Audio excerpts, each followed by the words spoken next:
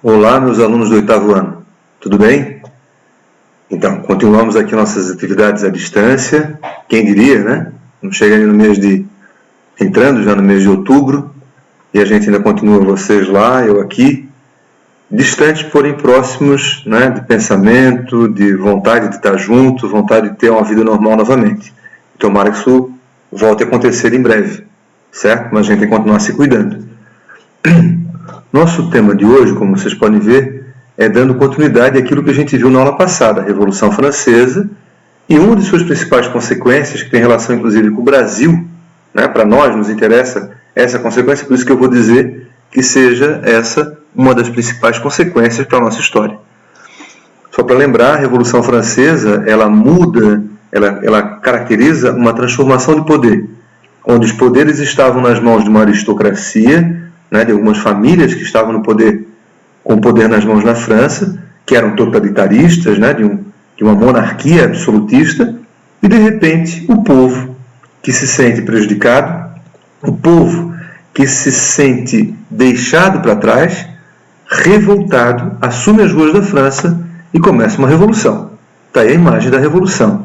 Bandeiras nas mãos, peito aberto, armas nas mãos e fazendo uma transformação. Então, aquilo que a gente viu como Revolução da França vai repercutir na história do mundo todo. Certo?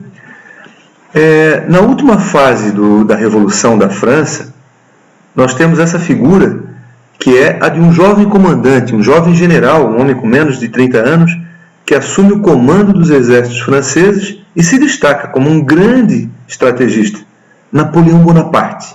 Um homem baixinho, mas de uma coragem e uma determinação inigualável, pelo menos dentro do território francês.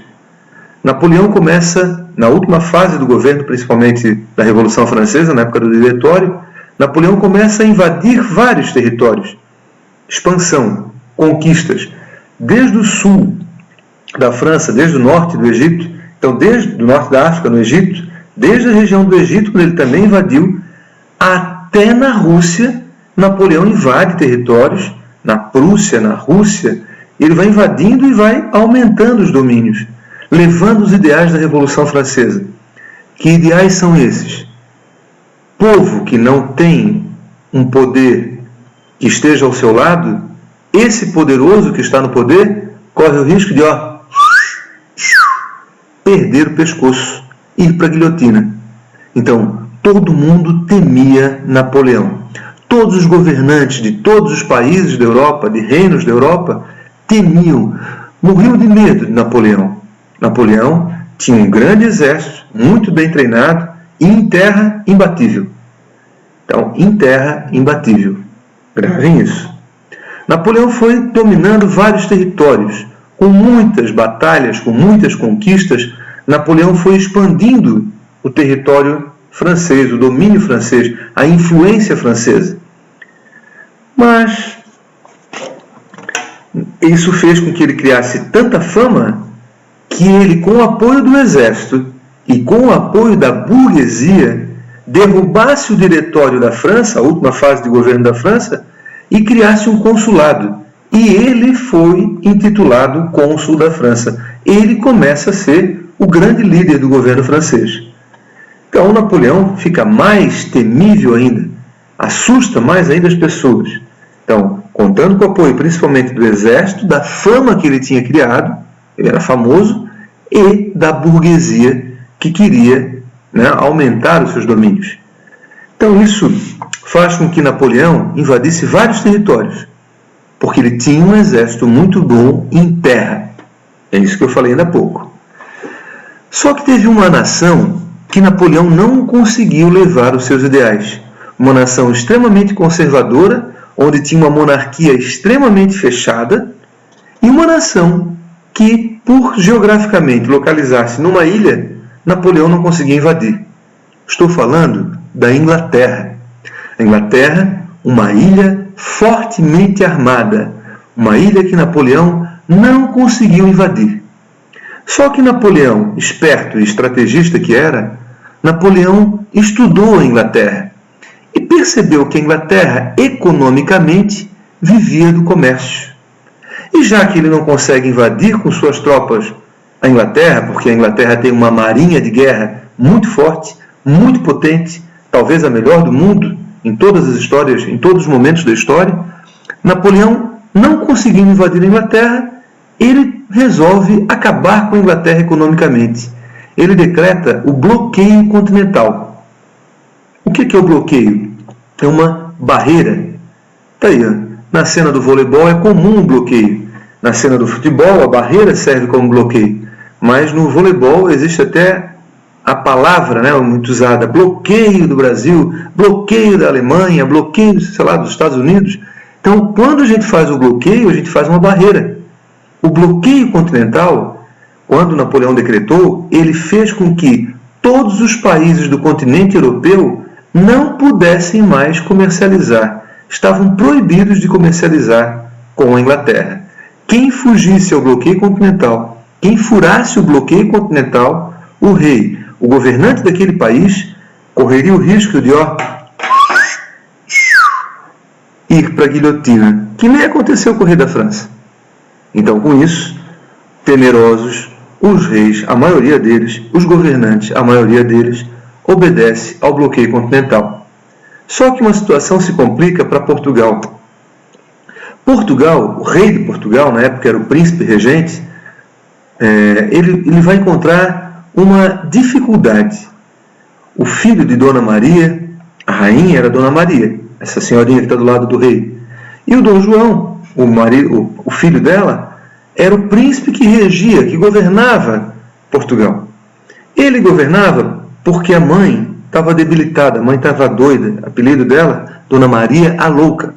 Ele era casado e a esposa dele era uma mulher de gênio bastante difícil, um temperamento difícil, e essa esposa dele, muito feia por sinal, que está do lado dele, ali, meio afastada pelos potes ali das bagagens, né? A Dona Carlota Joaquina, ela parece que estava sempre pronta para assumir o governo de Portugal.